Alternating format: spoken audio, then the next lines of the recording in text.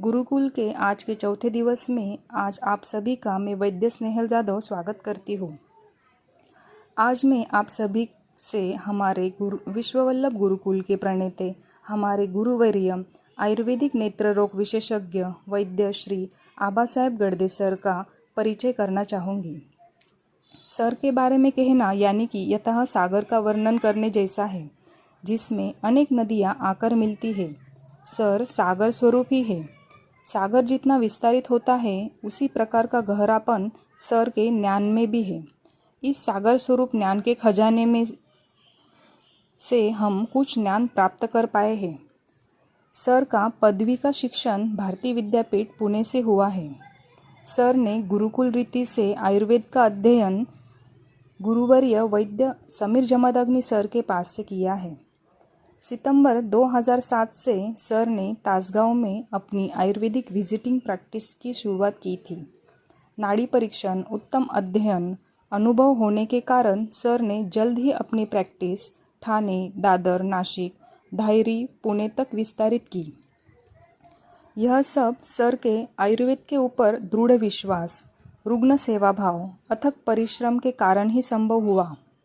विशेष उल्लेख करने के लिए आयुर्वेद में नेत्र रोग चिकित्सा विशेषज्ञ होने का मान भी सर को ही प्राप्त हुआ और सिर्फ आयुर्वेदिक रीति से भी हम स्पेशलाइजेशन प्रैक्टिस की जा सकती है, यह सर ने हमें दिखाया।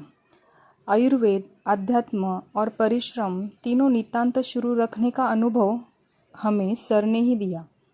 ग्रंथों को सिद्ध कैसे करें, किस व्याधि का अध्ययन ग्रंथ से किस प्रकार करें, यह हमें सर ने ही सिखाया।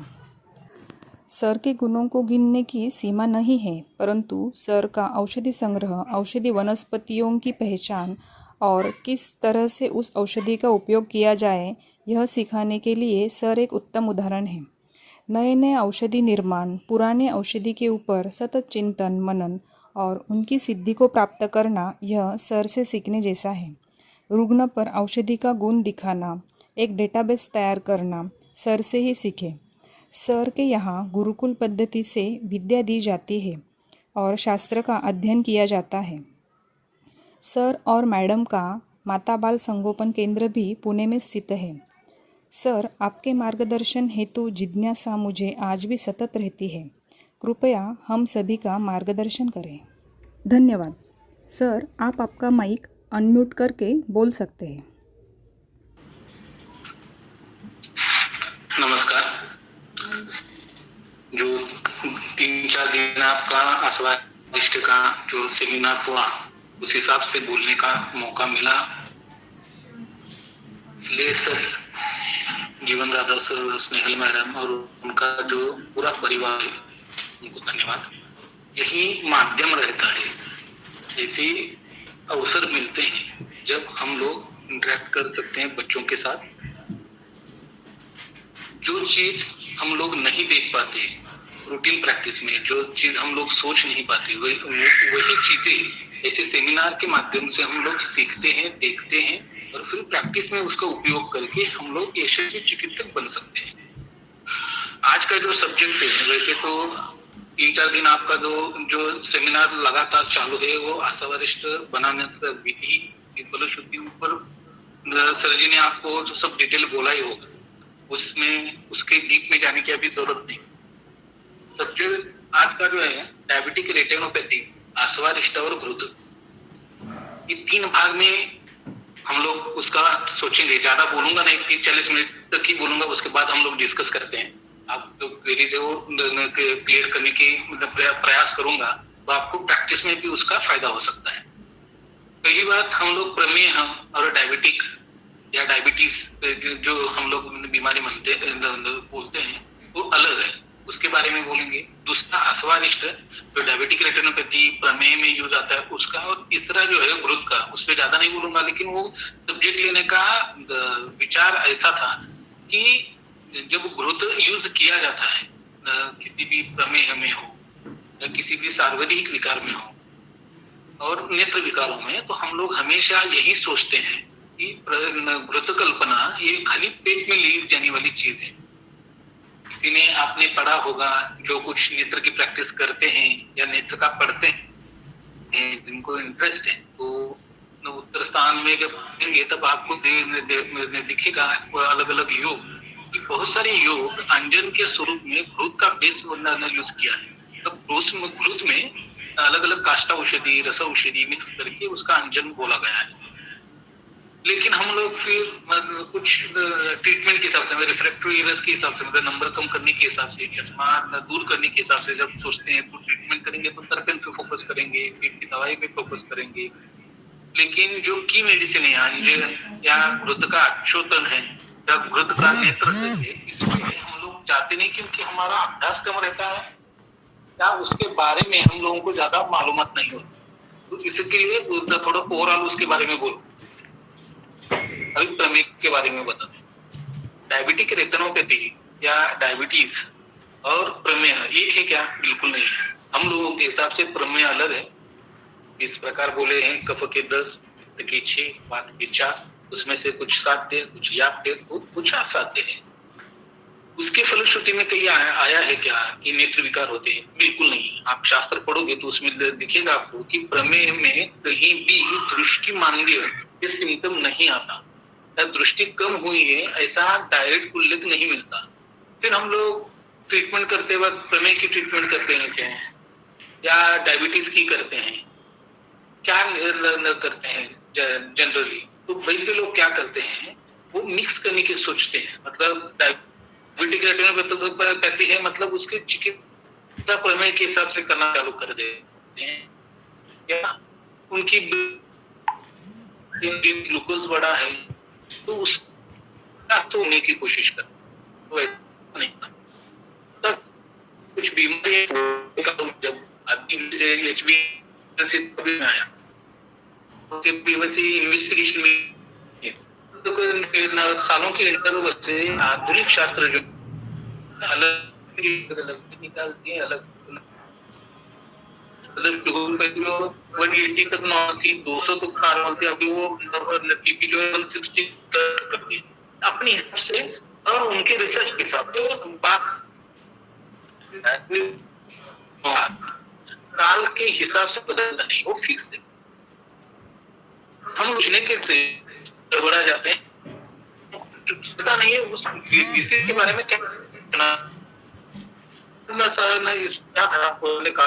पुराने काल में मतलब 50 पुरानी बात नहीं कर रहा हूँ, 10-20 साल पुराने भी आप सोचोगे तो बहुत सारा नहीं होता था, हील नहीं हो रहा टाइम पे। हम लोग ये सोचते थे कि उनको प्रमेय है, प्रमेय मतलब उस टाइम पे मधुमेह बोला जाता था।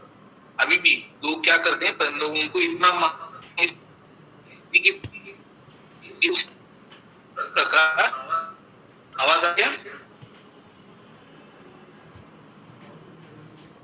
तो स्नेहल आवाज थोड़ा कोणतरी अडकतोय का? हो सर, थोडा अडकतोय.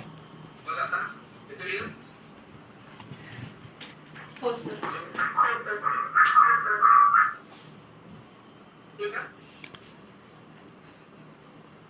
हो हो.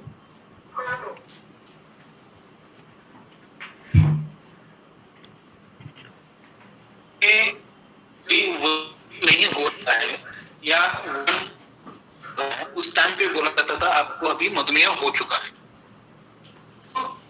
उस पे जब ब्लड लेवल चेक की जाती थी, जब यूरिन लेवल चेक की जाती थी, वो ट्रीटमेंट करके बहुत सारे लोग हमको भी करना पड़ता, अभी भी करना पड़ता है। मतलब अभी भी वो सिम्टम दिखते हैं क्या? या कुछ लोगों को ऐसे सिम्टम दिखते थे कि यूरिन करने के बाद चीज हो सकती, अब इसे सिम्टम है क्या? बिल्कुल नहीं। क्यों नहीं है? क्योंकि लोग ये नौबत ही नहीं आने देते। अभी कोई किसी फैक्ट्री में काम करता है, ऑफिस में काम करता है, सब लोगों का इंश्योरेंस एक रिटर्न एज 3 चेकअप होता, अब उसमें बिना लक्षण, कोई भी लक्षण नहीं है, ऐसे कंडीशन की ब्लड शुगर लेवल बढ़ती है तो तब उनकी प्रमेय की ट्रीटमेंट आयुर्वेद उसको आयुर्वेद की सबसे प्रमेय क्या है? प्रभुत अविल मूत्रता। अब हम लोग रूटीन प्रैक्टिस में भी ये प्रभुत अविल मूत्रता लेके लक्षण लेके आते हैं क्या पेशेंट? बिल्कुल नहीं है। तो पेशेंट प्रमेय के हुए उसमें से 10 भी अविल मूत्रता लक्षण लेके बिल्कुल नहीं आते। क्यों नहीं आते? क्योंकि आपके पास जब आपके हॅलो अरे काय दुसरं फोन ऑन करू का जीवन? खूप मेसेज येत आहेत रे. हो सर, शक्य झालं तर, कारण की आवाज कट होते. कट होतोय? हा एक हो. मिनिट, दुसरा फोन. हा हो सर.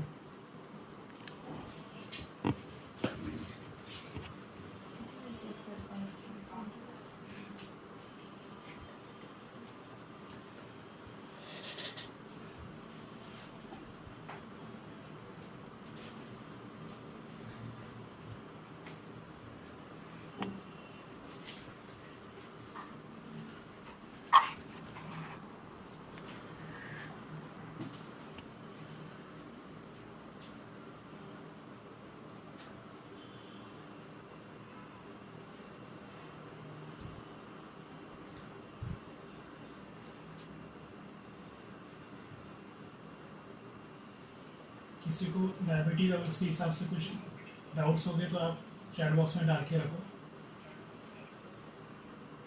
आंखों के हिसाब से, डायबिटीज के हिसाब से आप पूछ सकते हैं.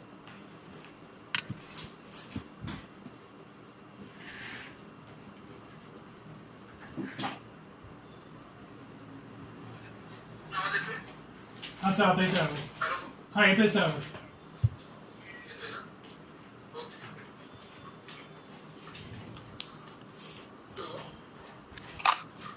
जब ऐसी कंडीशन आती है कि व्रण हिल नहीं हो रहा या उसकी ट्रीटमेंट दी जाती है एलोपैथिक हिसाब से, वो डायबिटिक है, डायबिटिक पेशेंट है, उसकी ट्रीटमेंट डायबिटिक के हिसाब से आ रही है, करते हैं वो लोग.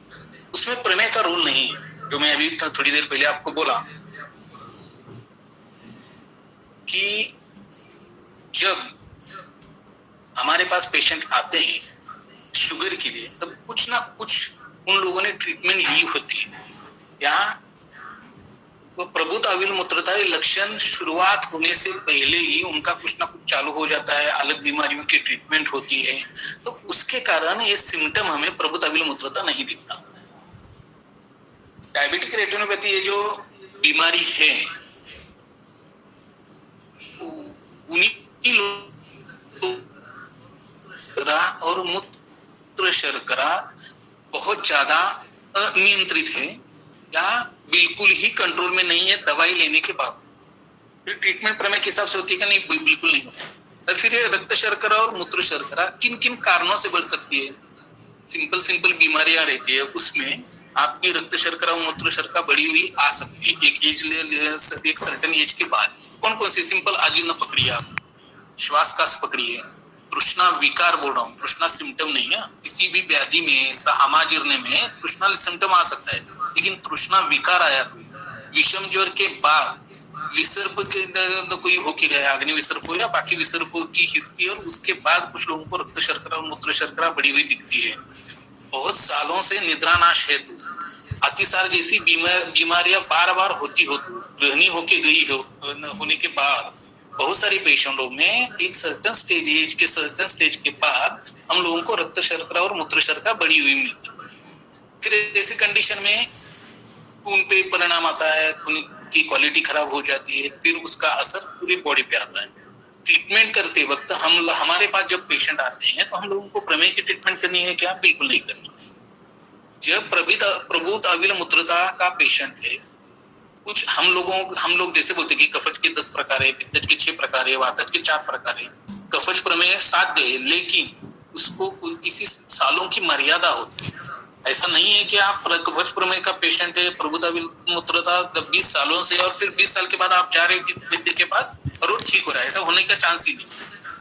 कोई भी बीमारी, मतलब फॉर एग्जांपल हम लोग या पुराने वैद्य लोग बोलते हैं कि पक्षाघात का पेशेंट 1 साल के अंदर अपने पास आया, पक्षाघात का अटैक आने के बाद एक साल वेग आने के बाद 1 साल के अंदर अपने पास आया, तो कितनी वर्स्ट कंडीशन क्यों ना हो, पक्षाघात हमें पूरा ठीक कर सकते हैं हम, कितनी वर्स्ट कंडीशन हो, ब्रेन से रिलेटेड कहीं भी आर्दित हो, आंखों पे परिणाम हो, ब्रेन पे हो, पूरे बॉडी पे हो, कहीं भी पक्षाघात का परिणाम हो, 1 साल के अंदर आया तो ठीक हो सकता है। उसके बाद क्यों नहीं ठीक होता?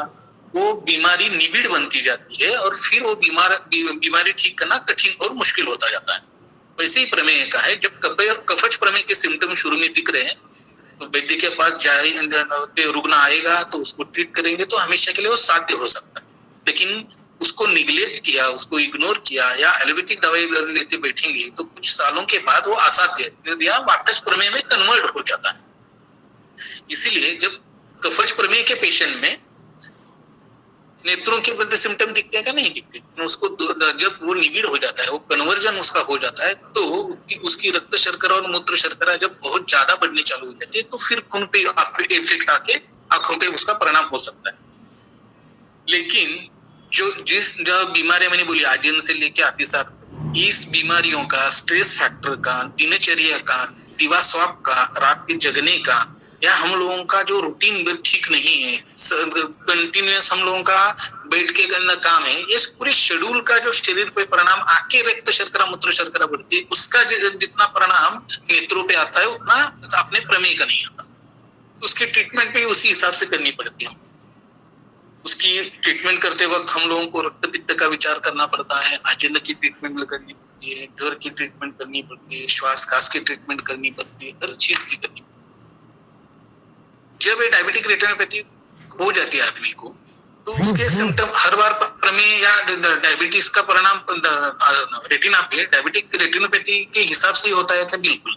उसके अलग अलग परिणाम, मतलब जो रक्त शर्करा और मूत्र शर्करा बढ़ती है उसकी आंखों पे परिणाम और रेटिना पे परिणाम अलग अलग बीमारियों के हिसाब से आता है। डायबिटिक रेटिनोपैथी ये बहुत सारे पेशेंट में वो ज्यादा दिखता है, इसलिए उसकी चर्चा होती है। लेकिन बाकी भी बीमारियां कौन कौन सी होती है? डायबिटिक रेटिनोपैथी हो गया, मैक्युलर एडिमा होता है, मैक्युलर डीजनरेशन होता है, ग्लूकोमा होता है, डायबिटिक कैटरैक्ट होता है और इन्फ्लामेशन मतलब सूजन आती।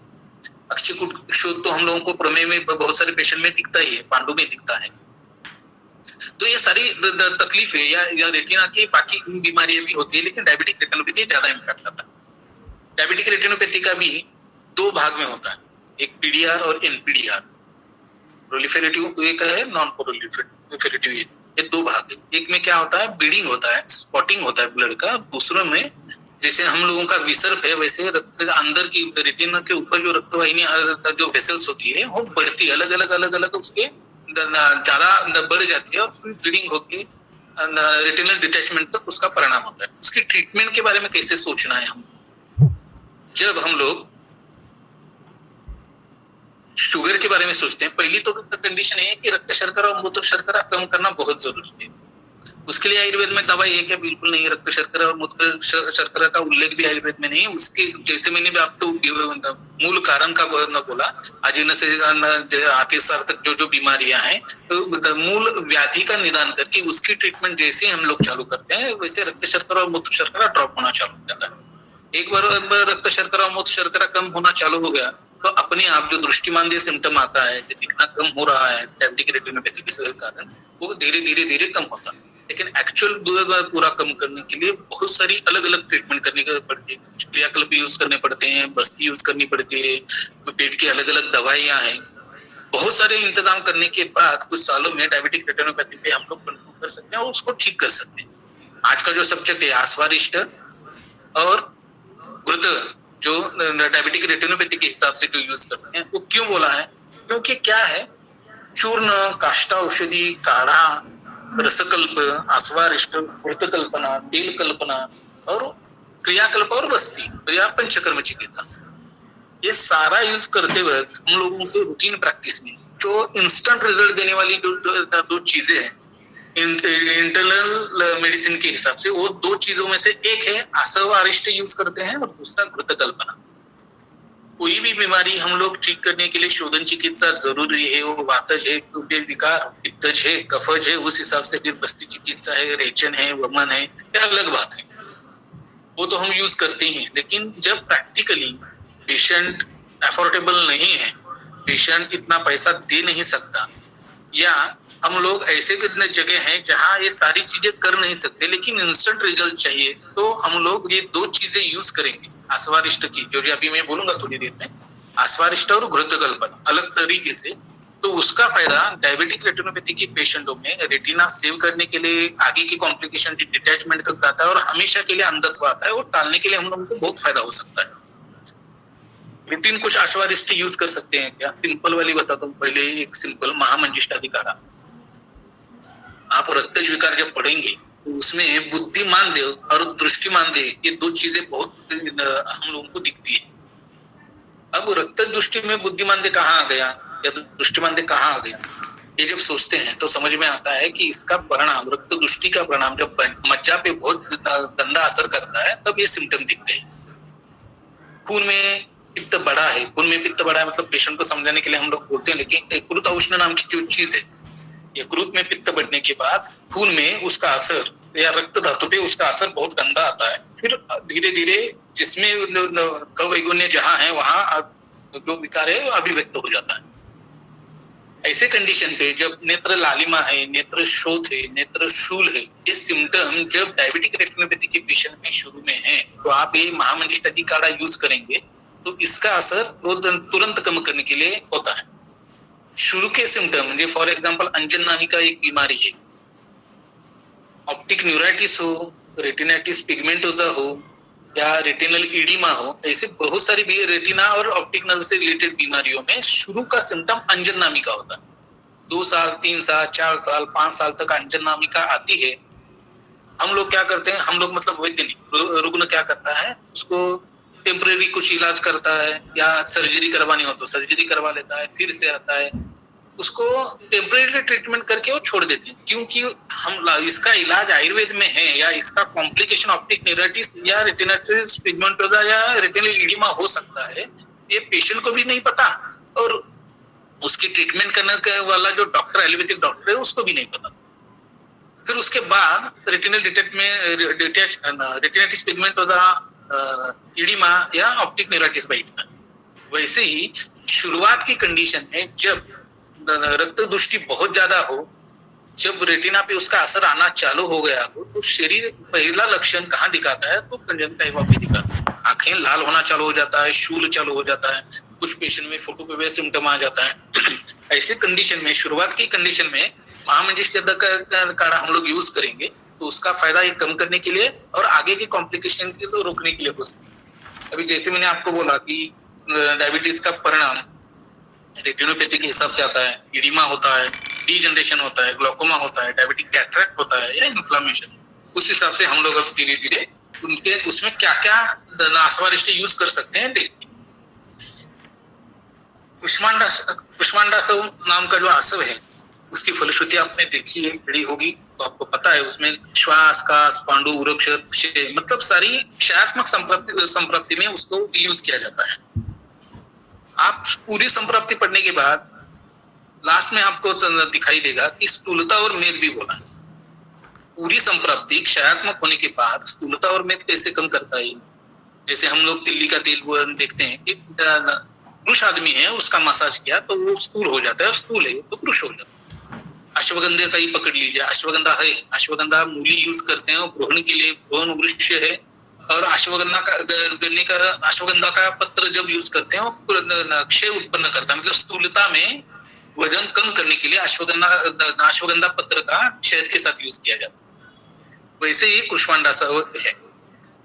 ये कुष्मांडासव डायबिटीज के पेशेंट में, प्रमेय में तो यूज आता ही है, लेकिन जब रक्त शर्करा और मूत्र शर्करा बहुत ज्यादा बढ़ती है और उसका कॉम्प्लिकेशन जब ग्लोकोमा ये सिम्टम आता है तो उसमें ये पूरा फ्लो दुरुस्त करने के लिए, मैं एक्वेस ह्यूमर का फ्लो दुरुस्त करके प्रेशर मेंटेन करके इसका दुष्परिणाम जो पीछे ऑप्टिक एट्रोफी मतलब ऑप्टिक नर्व पे जो एट्रोफी की जो सिम्टम दिखते हैं वो कम करते हैं और विजन सेव करने का बहुत फायदा कुष्मांडासव करता है। कुमार्यासव जो जनरली हम लोग यूज करते हैं, हर बार मैं बोलता हूँ कैसा है, हर एक दवाई को एक ढांचे में ढालने की जरूरत नहीं, उसकी फलश्रुति पढ़ के हम उस एक ही दवाई को अलग अलग ढंग से अलग अलग स्रोतस के हिसाब से, अलग अलग व्याधि के हिसाब से, अलग अलग अवयव के हिसाब से यूज कर सकते हैं। फॉर एग्जाम्पल पुष्पानुक चूर्ण के बारे में मैं बता सकता हूँ आपको कि पुष्पानुक चूर्ण जनरली यूज किया जाता है कि रक्तार्तव या रक्त प्रदर में यूज किया जाता है, श्वेत प्रदर में यूज किया जाता है। लेकिन हम लोग ये सोचते नहीं है कि ये अल्सरेटिव कोलाइटिस में भी यूज आ सकता है, पेट की बीमारी में भी यूज आ सकता है, ग्रहणी में भी यूज आ सकता है और प्रवाहिका में भी यूज आ सकता है। आप कभी यूज करके देखिए इसको। जितने ग्रहणी की दवाइयां काम नहीं करती उतनी पुष्पानुक चूर्ण काम करता है उसमें। तो इसलिए हम लोगों का दिमाग या सोच खुली होनी चाहिए कि हर जो दवाई यूज करते हैं उसकी फलश्रुति देख के उसका यूज अलग अलग ढंग से करना सीखना चाहिए या उसके हिसाब से सोचना तो पड़ता चाहिए। क्योंकि हम लोग हर बार हर बीमारी हर किताब के हर अध्याय में हम नहीं ढूंढ सकते। सोच विचार करके युक्ति करके ही एक एक दवाई अलग अलग ढंग से ढांचे में डाल के हम लोग यूज कर सकते। वैसे कुमारी असव है, कुमारी असव यकृत और प्लीहा युक्ति में यूज आता है, स्त्री रोग में यूज आता है, ये सब ठीक है। लेकिन स्पेसिफिक नेत्र में कैसा यूज कर सकते हैं उसको? जब विषम ज्वर आके गया है, पेट की कुछ बीमारियां होके गई, फूड पॉइजनिंग होके गया है, विष की कोई मतलब पॉइजनिंग की कोई केस थे और उसके कारण उसके लिवर पे परिणाम है, स्प्लीन पे परिणाम है या आंत्रों में परिणाम, और उसका साइड इफेक्ट होके आगे जाके जब आंखों पे परिणाम होता है और विजन लॉस होता है, तो ये कहीं हम लोगों को निदान ही नहीं कर पाते। निदान क्यों नहीं कर पाते? क्योंकि अभी उसने पॉइजन लिया है, तो हम लोग क्या करते बैठते हैं कि विष चिकित्सा में ढूंढते बैठते हैं इसके ट्रीटमेंट क्या करें। हर बार ऐसा नहीं होता। इसलिए कुमारी ऐसा ऐसी कंडीशन में जब यूज किया जाता है तो लीवर फंक्शन दुरुस्त होता है, यकृत का फंक्शन अच्छा काम करता है, प्लीहा अच्छी काम करनी चालू हो जाती है, रक्त शुद्धि अच्छी तरीके से होती है और फिर उसका असर जो आंखों पे आता है वो कम करने के लिए बहुत फायदा होता है। तीसरा है कर्पूरासव। आपने कभी नवरात्र या साधना दिया जलाया होगा उसके भगवान के सामने, तो आपको समझ में आता है कि नवरात्र में क्या होता है, 2400 घंटे वो जो दिया है वो हम लोग चालू रखते हैं। एक दिन पहले दिन तो चालू रहता है, उसके बाद क्या होती है वो ब्लैक आगे जमा हो जाता है, फिर वो बंद हो जाता है। फिर हम लोगों को क्या है जो बात अंदर डाली हुई थी वो निकाल के उसकी वो गंदगी निकाल के फिर से जलाना पड़ता है। लेकिन जब हम लोग कपूर उसमें डालेंगे, उस तेल में डालेंगे, तो ब्लैक जो आगे दिए में जो आगे पाती के को जो ब्लैक भाग आगे जमता है वो जमता ही नहीं। दूसरी बात क्या है, कर्पूर जो यूज किया जाता है जनरली जहां जहां यूज किया गया है वात शमन के लिए बहुत फायदा होता है और खून की वो ऑक्सीजन कैरिंग कैपेसिटी बढ़ाता है। जब किसी भी बीमारी के कारण आंखों में परिणाम होने के बाद या आंखों की इधर बाकी बीमारियों में, फॉर एग्जांपल आदिमंत है या अभिसंध में कोई बीमारियां हैं, अभिसंध के अलग अलग जो पार्ट है वो है और उसका कॉम्प्लिकेशन हो गया पीछे ऑप्टिक नर्व जो है सूखती है, उसको जो हम लोग ऑप्टिक एट्रोफी बोलते हैं, उसमें कर्पूरासव बहुत अच्छा काम करता है।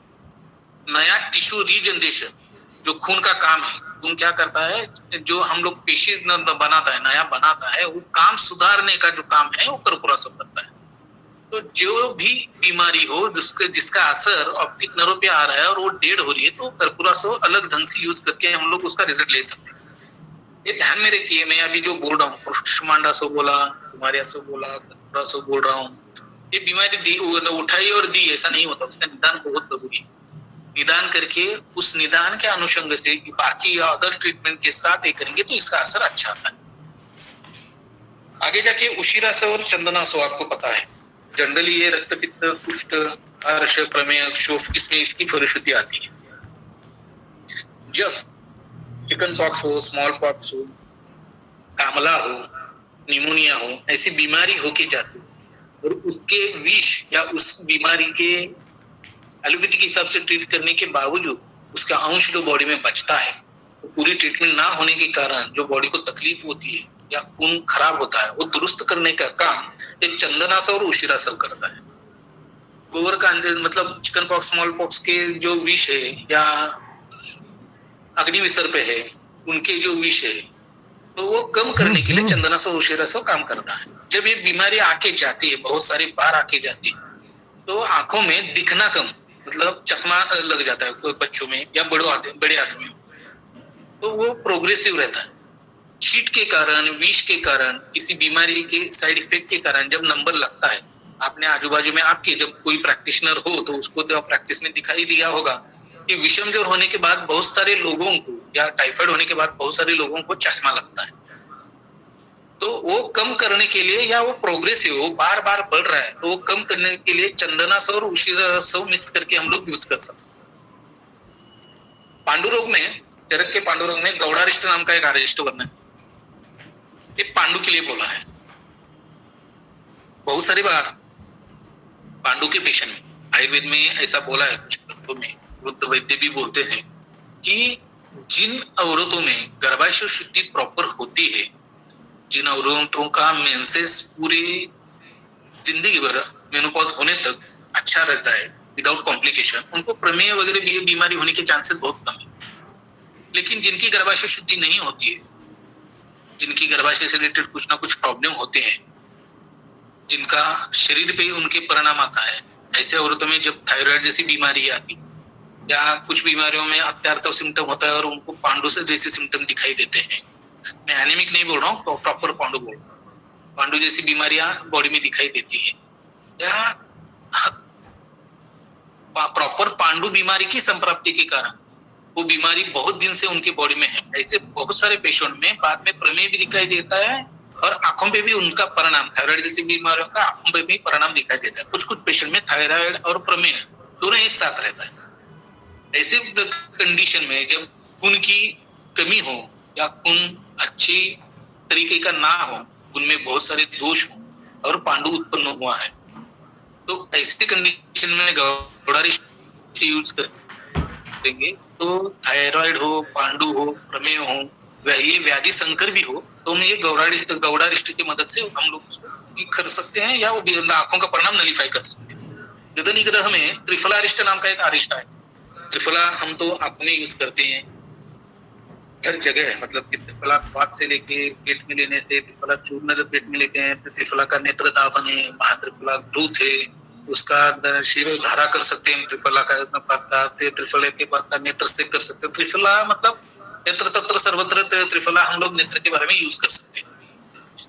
लेकिन त्रिफलारिष्ट जो यूज किया जाता है वो स्पेसिफिक प्रमेह और प्रमेह से उद्भव बाकी डिसीजेज में यूज किया जाता है।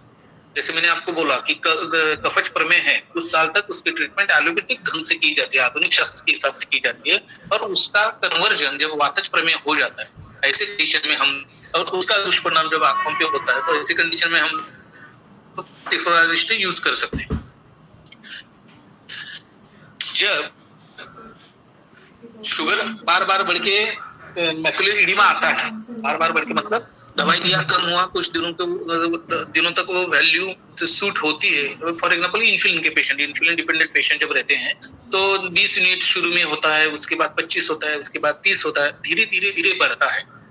तो ऐसे कंडीशन में स्पेसिफिक, जैसे मैंने प्रोग्रेसिव मायोपिया बोला, जब नंबर बढ़ता है तो उस कंडीशन में क्या यूज करना है, उस हिसाब से जब शुगर वैल्यूज कुछ लोगों में उस कंट्रोल में नहीं आती, वो सामता इतनी रहती है तो बार बार वैल्यूज भी बढ़ती है। प्रभुता मूत्रता सिम्टम नहीं है, लेकिन शुगर मतलब रक्त शर्करा और मूत्र शर्करा वैल्यू बहुत ज्यादा बढ़ रही है और उसका परिणाम मैकुलर एडिमा जैसा आ रहा है, तो त्रिफलारिष्ट बहुत अच्छा काम कर रहा है। उसके बाद हम लोग अभयारिष्ट लेते हैं। अभयारिष्ट जो जनरली हम लोग पता है, अभयारिष्ट मतलब आर्ष, हम लोगों ने समीकरण कर दिया, आर्ष का पेशेंट आया तो अभयारिष्ट, ऐसा नहीं है। आप अभयारिष्ट की गदन निग्रह का रेफरेंस लेके आप जो नासवाधिकार में जो है प्रमेय में वो अभयारिष्ट देखेंगे तो उसकी फलश्रुति ऐसी है, प्रमेय, हर्ष, पुष्ट, शोथ, प्लीहा, पांडु, गुल्म और उदर, ये भी अभयारिष्ट।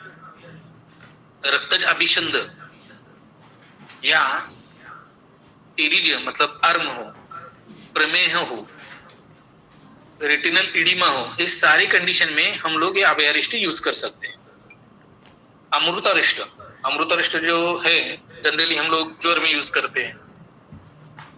ऐसा है फलश्रुति का, उस दवाई की फलश्रुति तो बहुत जरूरी है, उसका रोगाधिकार जरूरी है, लेकिन हम बहुत सारे बार फलश्रुति अलग है, रोगाधिकार अलग है, लेकिन यूज अलग तरीके से करते हैं। फॉर एग्जाम्पल कनकासो ले लीजिए, उसकी फलश्रुति श्वास का सिक्का है जो होने के बावजूद वो श्वास में प्राणोस्वतस में यूज करने का अधिकार है, तब पर भी उसका यूज 90% वैद्य लोग कहाँ करते हैं? आश्मरी में करते हैं, शूलनाशक के लिए।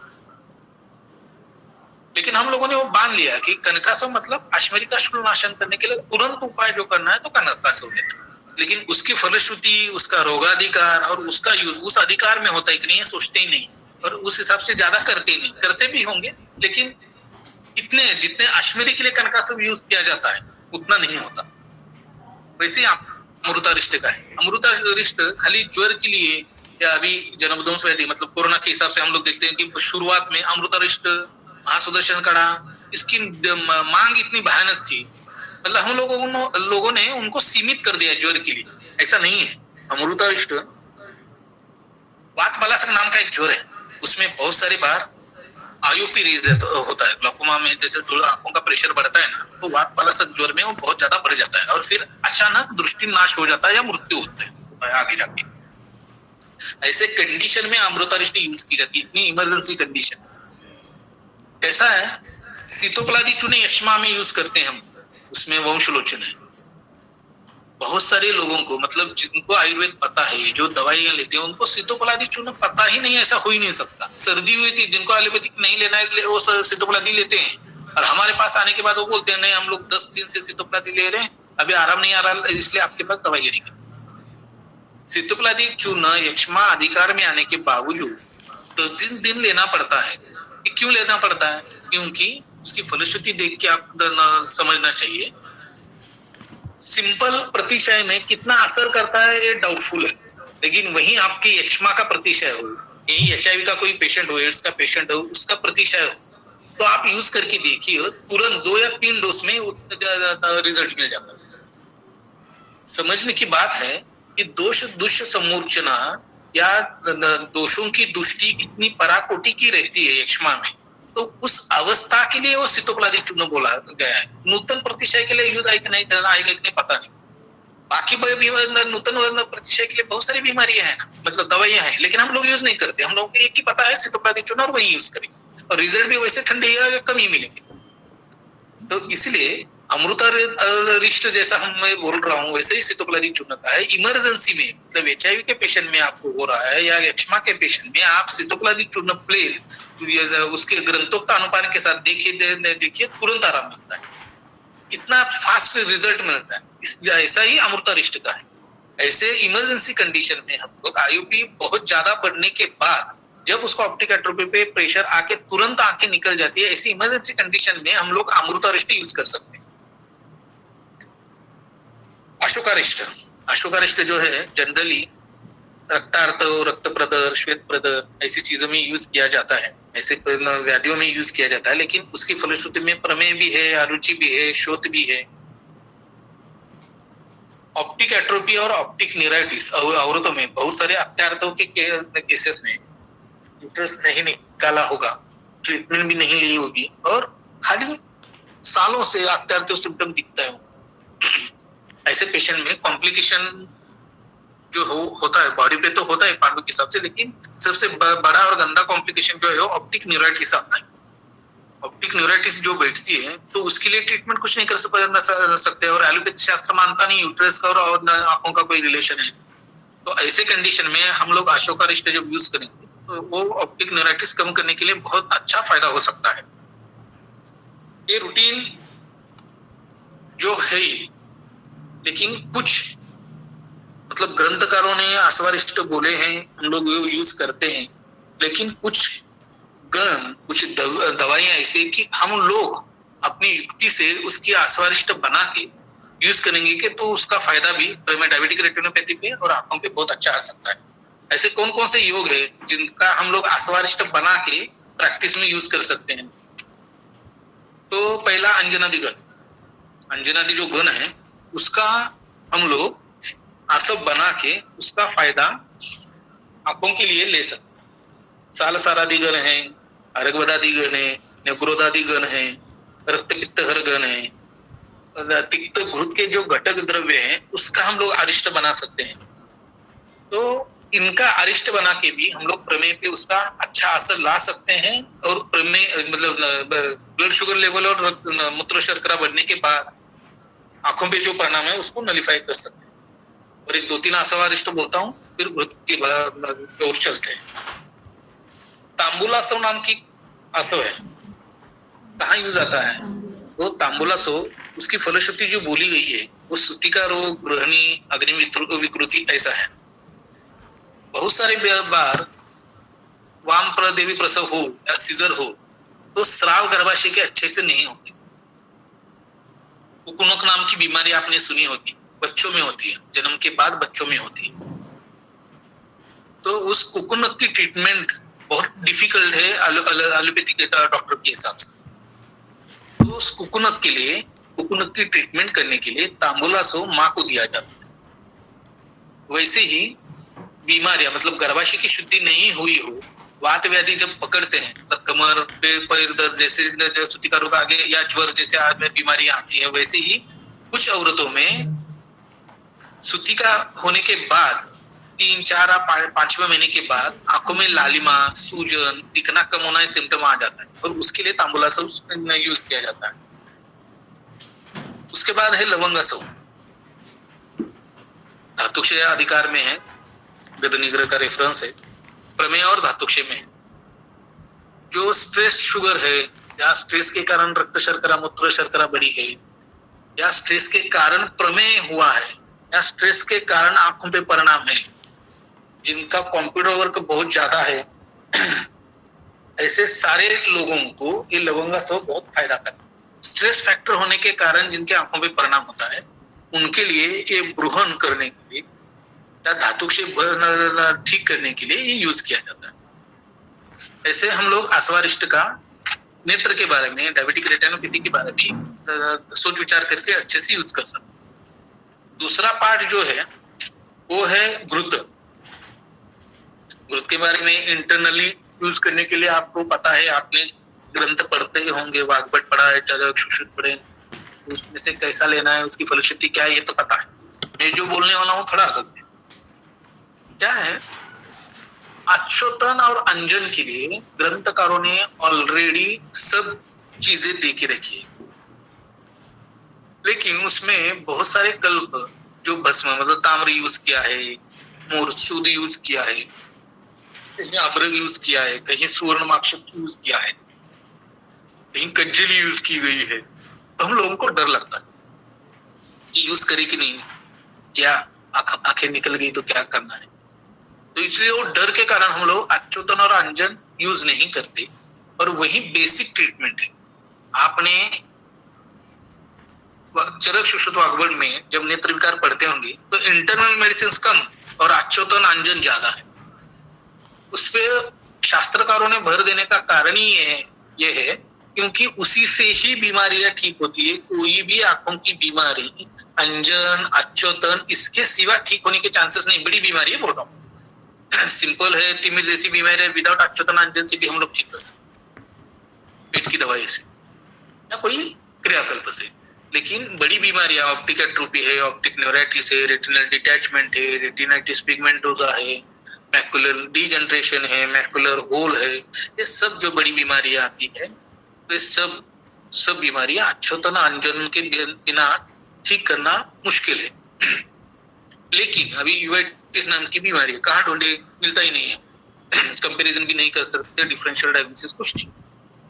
तो ऐसे कंडीशन में हम लोग जो जैसे मैंने थोड़ी देर पहले बोला कि डायबिटिक रेटिनोपैथी का पेशेंट है या मस्तिष्क में हीट बढ़ी है, आंखों में हीट बढ़ी है और शुरुआत की कंडीशन में उसकी मतलब रक्त शर्करा, मूत्र शर्करा भली बड़ी हो, लेकिन शुरुआत के सिम्टम नेत्र लालिमा, नेत्र शूल, नेत्र दाह, नेत्र शोथ ऐसे सिम्टम है तो महामंजिष्ठा की काढ़ा यूज करो, इनिशियल स्टेज में ठीक हो जाता।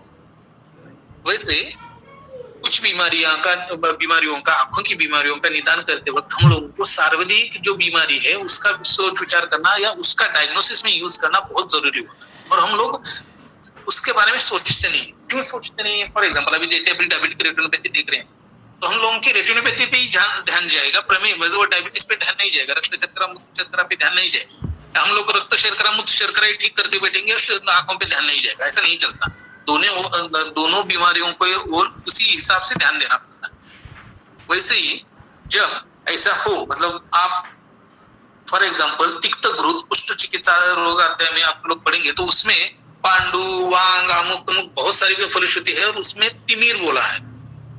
वैसे ही आप तिमिर रोग चिकित्सा अध्याय में जाके पढ़ेंगे तो या अभिषंद में पढ़ेंगे तो पित्तज अभिषंद में उसका यूज किया जाता है। मतलब अभी अभिषंद आया तो तुरंत आंखों में तिक्त घृत डाल दिया, ऐसा नहीं हो सकता। लेकिन पित्तज अभिषंद के उपद्रव आंखों पे जो कुछ मतलब कुछ लोगों में यूआईटी जैसे सिम्टम दिखेंगे, कुछ लोगों को रेटिनाइटिस पिगमेंटोसा दिखेगा, कुछ लोगों को मैकुलर एडिमा दिखेगा, कुछ लोगों को रेटिना ऑप्टिक न्यूराइटिस दिखेगा। आंखों में अलग अलग बीमारी दिखने दो, लेकिन उसका कारण पित्तज अभिषंद है तो तिक्त घृत हम लोग पेट में भी ले सकते हैं और आंखों में भी डाल सकते हैं। अभी उसमें मात्रा काउंट करती है। होता क्या है, जब बीमारी आंखों के बारे में हो, जैसे पंचकर्म अभी करते हैं लोग, आया तो तुरंत पंचकर्म चालू किया, ऐसा नहीं होना चाहिए। सामता है तो पाचन करने के बाद कोई भी सार्वधिक हो, नेत्रों का हो, पाचन करने के बाद जब पंचकर्म करेंगे तो इसका असर शरीर पे उस व्याधि के हिसाब से बहुत अच्छी तरह से आता है। लेकिन लोग सोचते नहीं है, वैद्यों के पास जाके सीखते नहीं है, शास्त्र पता नहीं होता, कुछ बुक पिक्चर पढ़ते हैं और उस हिसाब से तुरंत यूज किया जाता है, फिर उसके कॉम्प्लिकेशन भी होते हैं। मेरे एक ऐसी व्याख्यान में, लाइव व्याख्यान में सह्याद्री पे मुझे एक पेशेंट ने, रुग्ण ने पूछा था, डॉक्टर मुझे ग्लूकोमा है, और मैं एक वैद्य के पास गया, उनको मैंने तर्पण करने के लिए बोला, क्योंकि बहुत सारी बार मैंने तर्पण के लिए मैंने पढ़ा है, अभी पढ़ते हैं लोगों को आयुर्वेद या मराठी में मिलता है उसमें पढ़ने के लिए, तो कहीं भी किताब उठा के पढ़ लेते हैं। तर्पण अच्छा है, आंखों की रोशनी बढ़ती है, ऐसा बोला जाता है, तो इसलिए मैंने तर्पण करने का हट्टास किया। पनवेल की केस है ये, तो तर्पण के लिए कितना लेते हैं, 2000 रुपए बम्बई में लेते हैं तर्पण। कितना दिन करना है, 7 दिन तक, 14-15 हजार का उनका कैलकुलेशन हो गया। वैद्य ने भी करने के लिए हाँ कर दिया और तर्पण चालू हो गया। तीसरे दिन का तर्पण हुआ तो विजन लॉस धीरे धीरे चालू हो गया। उसको 40% विजन की। 7वें दिन जब तर्पण किया तो एब्सोल्यूट ब्लाइंड हो गया पेशेंट। बोलने का कारण क्या है, शास्त्र तर्पण बोलता है कि नहीं बोलता है, लेकिन उसकी अवस्था सीखने वाली जो बात है, जैसे ग्रंथकारों ने बोला है वैसे उठा के यूज करना चालू करते हुए तो गड़बड़ हो गया। अभी तर्पण करने की कंडीशन, क्षयात्मक संप्राप्ति या क्षयात्मक सिम्टम आपको आंखों में दिख रही है, लेकिन वो सर्वाधिक व्याधि के हैं, तो आपको डायरेक्ट आंखों पे ट्रीटमेंट ना करते हुए नहीं करना चाहिए। आपको सर्वाधिक विकार की ट्रीटमेंट पहले करनी चाहिए, फिर वो आंखों की ट्रीटमेंट के पास आना चाहिए। लेकिन हम लोग ऐसा सोचते नहीं। एग्जाम्पल के तौर पे ये चीज बोली, जैसे अभी तिक्त घृत के बारे में बोल रहा था कि पित्तज अभिषंद से उत्पन्न कोई भी व्याधि हो आंखों में आगे जाके, तो उसको हम लोग तिक्त घृत अच्युतन के लिए भी यूज कर सकते हैं, पेट में भी यूज कर सकते हैं, लेकिन सामता देखना बहुत जरूरी है। आंखों में जब ड्रॉप डालते हैं तो स्नेहन कितने ड्रॉप का है, लेखन के लिए कितना है, सब ग्रंथकारों ने दिया हुआ है। करते हैं कि हम लोग ड्रॉप वैसे डालते हैं, क्या भाई डालना भी नहीं चाहिए, सामता है तो उतना स्नेहन करना भी नहीं चाहिए, लेकिन कंडीशन क्या है उस हिसाब से सामता देख के फिर आंखों में ड्रॉप डालनी चाहिए। वैसे षटपल घृत है, क्षय चिकित्सा में आया है। जब फ्लोटर्स दिखते हैं, वातज तिमिर के सिम्टम क्या क्या बोले, आंखों के सामने मक्खी आती है, स्पॉट दिखते हैं और अलग अलग आकार की चीजें आंखों के सामने फिर रही है, घूम रही है, उसको हम लोग फ्लोटर्स बोलते हैं। वातज तिमिर में सिम्टम है। बहुत सारे एक्जिमा के पेशेंट में, बहुत सारे क्षयात्मक संप्राप्ति के पेशेंटों में आंखों के सामने सिम्टम दिखते हैं। ये साध्य सिम्टम है। इस सिम्टम क्यों दिख रहे हैं, क्योंकि वो क्षयात्मक संप्राप्ति जो शरीर में है उसका असर आंखों पे आ रहा है। ये शरीर हम लोगों को दिखा रहा है कि ये सिम्टम है, इसका ट्रीट करो। इसको नहीं हो रहा है, आप ट्रीट नहीं किया तो उसको आगे जाके कॉम्प्लिकेशन होना ही है। ये फ्लोटर्स वैसे ही रहेंगे तो रेटिनल डीजनरेशन भी होता है और कैटरैक्ट भी होता है। तो ये ना हो तो पेट की दवाई तो वातज तिमिर की आप लोग कुछ भी आपके हिसाब से ग्रंथ में जो है यूज कर सकते हैं, लेकिन षटपल घृत आंखों में अच्युतन के लिए यूज कर सकते हैं। मैक्सिमम अच्युतन जो है, घृत का अच्युतन 3 या 4 दिन के ऊपर रेगुलर नहीं करना चाहिए। 3 या 4 दिन करके कुछ दिनों का गैप देके फिर से करना चाहिए।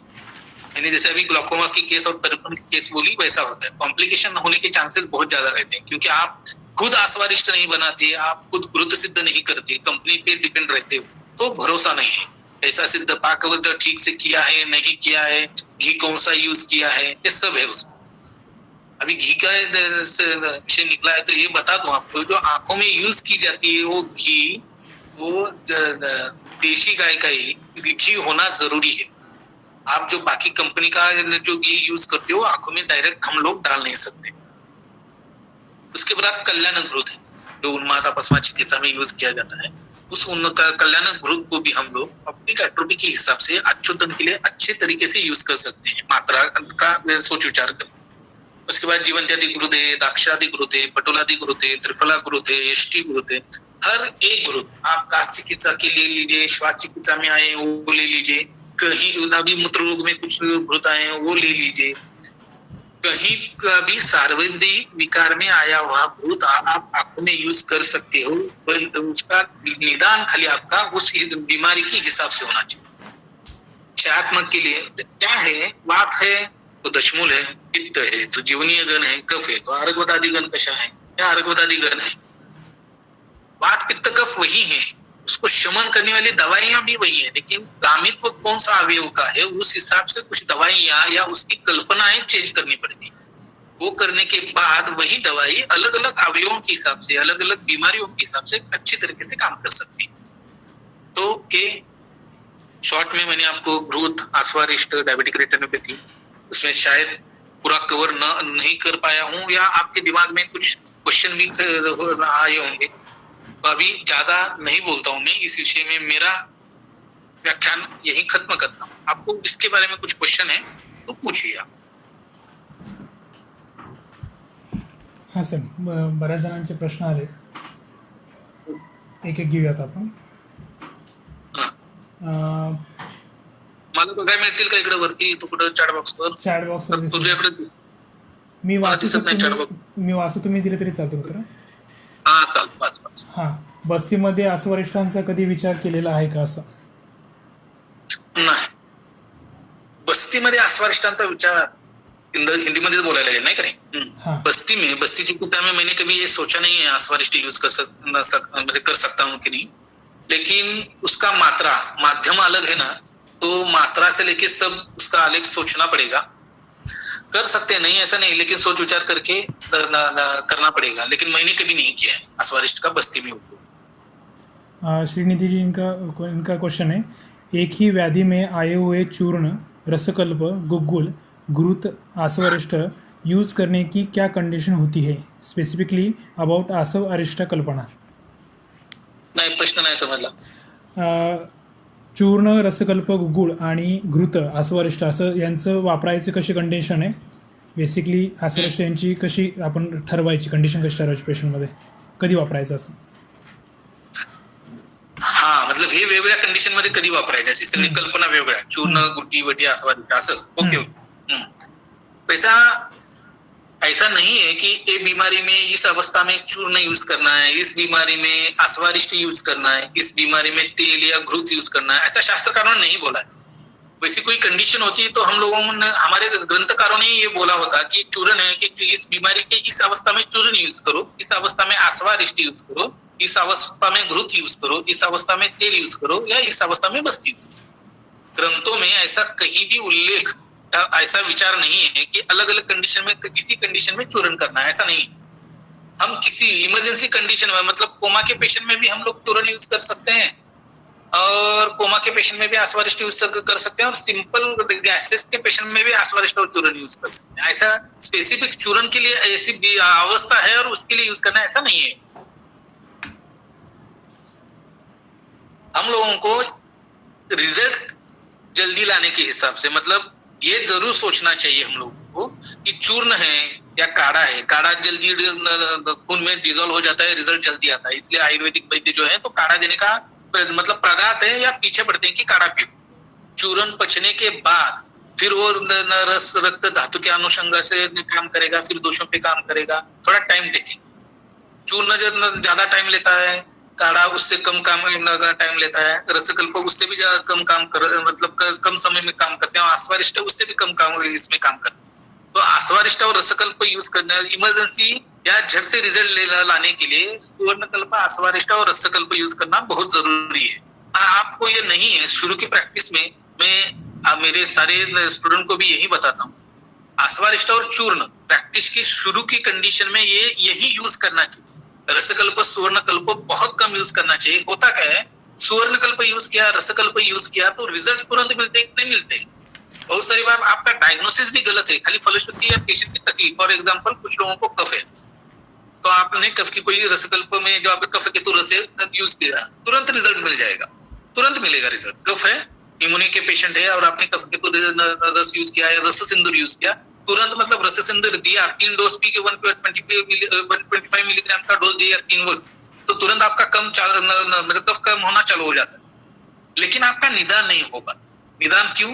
क्योंकि आपको खाली चंदन दिया, यष्टि दी, वासा दिया, दशमूल दिया, सिंपल दवाइयों से भी एक द्रव्य चिकित्सा बोलते हैं, ग्रंथ में भी आया है। फॉर एग्जाम्पल सुश्रुत में बोला है कि अम्लोदगार है, भोजनोत्तर पित्त की तकलीफ है, उल्लास है, सिम्टम है, अम्ल पित्त है, तो उसके लिए खाली प्लेन पत्या चूर्ण, व्यानोदान, शहद और किशमिश के साथ यूज करना है। सिंपल वाली दवाई है, पत्या आप यूज करके देखो। जो कामदुदा, प्रवाह पंचामृत, सूक्ष्म शेखर, मोतीयुक्त कामदुदा, ये चीजें काम नहीं करती ना, ये चीज उस कंडीशन में पत्या और उल्लास की कंडीशन में बहुत इंस्टेंट रिजल्ट देता है।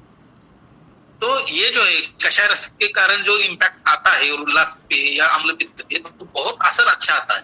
तो बोलने का उद्देश्य क्या है, कम दवाई में, कम खर्चे में जो पेशेंट भी ट्रीट होता है और हम लोगों का निदान परफेक्शन आ जाता है। हम लोग रस विद्या जो कल्प है या सुवर्ण कल्प है, इससे तो रिजल्ट लेना ही लेना है। ये तो हम लोगों के ग्रंथकारों ने बोला है तो एकदम भारी दवाइयां हैं इसमें। लेकिन हम लोगों को वैद्य सेट होने के लिए हम लोगों का डायग्नोसिस और हम लोगों की दोष सम्मूर्छना पे, संप्राप्ति पे कमांड आने के लिए शुरू की प्रैक्टिस में आस्वारिष्ट और काष्ठ औषधि पे ज्यादा भर होना चाहिए। हाँ, जैसे जैसे आपकी प्रैक्टिस बढ़े, नंबर ऑफ पेशेंट बढ़ रहे हैं, आपको कम टाइम पे बहुत ज्यादा पेशेंट देखना है और आप फिर फॉर्मुलेट सेट कर रहे हो, आप रसकल्प यूज कर रहे हो, आप सुवर्णकल्प यूज कर रहे हो, तो बात अलग है। शुरू की प्रैक्टिस में हम लोगों को टाइम भी होता है और फिर निदान के लिए वो फायदा करता है। तो शुरू की प्रैक्टिस में ये ज्यादा यूज करो और फिर सुवर्णकल्प, रसकल्प और इस पे ध्यान देना। दूसरा क्वेश्चन है, diabetic foot ulcer, varicose ulcer, इनके बाह्य चिकित्सा के ऊपर आयुर्वेद का ट्रीटमेंट का पार्ट कैसा रहता है, कैसे कर सकते हैं हम बाह्य चिकित्सा? क्या है? हाँ, बाह्य चिकित्सा पे आप उत्सादन अवसादन गण आपको पता है, ग्रंथकारों ने बोला है। तो यष्टि गुरुत हमारे यहाँ मेरे जीवन सर मेरे पास जब थे, वो या अभी तक 10-15 साल में जितने पेशेंट मेरे अपने पास डायबिटिक कुंड का एक भी अनसक्सेस रेट नहीं है, सब ठीक हुए। मैं क्यों बोलता हूँ ये? क्योंकि हम लोग उसको डायबिटीज ऐसा ट्रीट नहीं करते, उसका निदान अलग करते। तो हर बार हम दिमाग में उसका एक्सटर्नली कुछ करना है ऐसा नहीं देखना चाहिए। पेट की दवाई उसका निदान करके ट्रीटमेंट करेंगे तो डायबिटिक वुंड हील होने के चांसेस बहुत ज्यादा है और होते भी है। एक्सटर्नल यूज के लिए हम लोगों को फॉर्मेशन कम करने के लिए जो वुंड अभी जो नीचे गई है, बहुत सारा खड्डा हो चुका है, उधर वो सब भर के आने के लिए और जख्म की हील होने के लिए उत्सादन गण और अवसादन गण, ये जो चीजें है ना, तो इनका यूज घृत के साथ लेपन के लिए किया, धूपन के किया, वचा विडंग वाला जो यूज है धूपन का, तो जो वो यूज किया, जो है आप यूज कर सकते हैं, उसको धूपन के लिए यूज किया तो एक्सटर्नल ट्रीटमेंट उसकी कर सकते हैं। पुढचा प्रश्न आहे, रसकल्पांसारखे पटकन काम करून घेण्यासाठी आस्वारिष्टांचा वापर करता येऊ शकतो का? इमर्जेंसी कंडीशन में कभी इस्तेमाल किया है क्या? हाँ, मैं इमरजेंसी में यूज करता हूँ, इसलिए तो आपको बोला मैंने कि रसकल्प बहुत कम यूज करता हूँ मैं। मेरा जो कमांड है घृत, आस्वारिष्ट और काष्ठ औषधि पे, सुवर्णकल्प, रसकल्प बहुत कम यूज किए जाते हैं। इमरजेंसी में ही मेरे पास जितने पेशेंट आते हैं, आंखों के बहुत सारी इमरजेंसी ही रहती है, तो हर एक में मैं वही यूज करता हूँ। इमरजेंसी आप यूज करके देखो, जरा थोड़ा अभ्यास करना पड़ता है। क्या होता है, मैंने बोला है उतना लिख के लिया और यूज किया ऐसा नहीं होगा, आपको हर एक आस्वारिष्ट का अच्छे से ध्यान देके पढ़ना पड़ेगा। उसका तो थोड़ा ढांचा तैयार करके आपने आपके हिसाब से आपके पास आने वाले पेशेंट का डायग्नोसिस अचूक करके आपने यूज किया तो इमर्जन्सी बहुत सुंदर रिझल्ट देता है. कोटकर यांचा प्रश्न आहे, नंबर कमी करण्यात विचार कसा असावा? याचं कसं होतं, नंबर चश्मा मतलब मायोपिया का जो है, रिफ्रैक्शन का जो है, उसका मतलब नंबर कम करने के लिए हर बार हम लोगों को तिमिर में ही जाना है ऐसा नहीं है. हम वात पित्त कफ के हिसाब से ना इसकी ट्रीटमेंट कर सकते हैं, सिंपल वाली चीज है. लेकिन मैं ये श्योर आपको हर बार नहीं बोल सकता कि हर एक का नंबर जाता ही है, क्योंकि क्या है, नंबर पे डिपेंड है, एज फैक्टर पे डिपेंड है. हम लोगों का बोन ऑसिफिकेशन कंप्लीट मेल में 21 साल तक और लेडीज में, औरतों में 18 साल तक होता है. एक बार वो खत्म होने के बाद नया बॉडी में खाली पेशियां ही बनती है, बाकी कुछ नया नहीं बनता. हड्डियों में या बाकी किसी में ग्रोथ ऐसी चीज और बढ़ रहे हैं ऐसा नहीं होता. आंखों पे जब नंबर आता है 25 से 30 साल तक जब आदमी रहता है और 2.5, 3, 3.5, 4 तक भी नंबर हो तो हम लोग उसको निकाल सकते हैं. तो किसके कारण नंबर आया है ना, वो बहुत काउंट करता है. 3, 3.5, 4 तक नंबर है और वो ब्रेन इन्वॉल्वमेंट नहीं है, नंबर हम लोग निकाल सकते हैं. फिर इसकी ट्रीटमेंट करते कैसे करना चाहिए? अभी क्या है, जब आंखों में जो रेज अंदर जाते हैं ना, वो रिफ्लेक्ट होने के लिए 4 अलग अलग माध्यम है. कॉर्निया का ऊपर का लेयर है, लेंस का ऊपर का लेयर है, अंदर विट्रस है, लेंस की पिछला हिस्सा है, 4 में रेज रिफ्लेक्ट होते हैं. आयुर्वेद के हिसाब से हम लोग इसका जो विचार करते हैं, ये किस ढंग से करते हैं, जो दिखना है ये पित्त के कारण है. रिफ्रैक्शन का जो है वो मैक्सिमम वात के कारण आता है, जो तकलीफ होती है. और कैटरेक्ट जैसी बीमारी जो होती है वो अंदरूनी जो विट्रस से रिलेटेड जो प्रॉब्लम होता है या एक्विस से रिलेटेड प्रॉब्लम होता है, उसका असर लेंस पे आता है, आंखें कैटरेक्ट होता है और फिर उनको नंबर लगता है या दिखना कम हो जाता है. तो रिफ्रैक्शन के लिए हम लोगों को वो वात के कारण है, मतलब खाली दिखना कम हुआ है, एक्सेल लेंथ आंखों की जो लंबाई वो कम हुई है, बड़ी है या वैसी है, लेकिन दिखना कम हुआ है, उस हिसाब से वो सब देखना पड़ता है. लेकिन ऐसे कंडीशन में वो कफज विकार हो तो त्रिफला गुरुत, पित्तज हो तो पटोलादि गुरुत, वातज हो तो जीवंत्यादि गुरुत, ये तर्पण के लिए और आच्योतन के लिए यूज कर सकते हैं. वातज और कफज विकारों में हम लोग एक्सरसाइज आंखों के कर सकते हैं. पित्तज विकारों में हो सके तो आंखों का एक्सरसाइज टालना चाहिए. क्यों टालना चाहिए? कैसा होता है, जब पित्त प्रकृति की बहुत सारे बार हम लोग बोलते हैं कि अर्ध शक्ति व्यायाम करो. अर्ध शक्ति मतलब क्या, सर के ऊपर बाल पसीना आ गया तो रुकना चाहिए. तो शुरुआत में कुछ लोगों को व्यायाम की आदत नहीं हो तो तुरंत 1, 2, 5 मिनट में पसीना आ जाता है. वैसे ही आंखों में जब पित्त की बीमारियां हो तो बोलने का कारण क्या है, व्यायाम से खून की ऊष्मा बढ़ती है और उसके कारण पसीना आता है.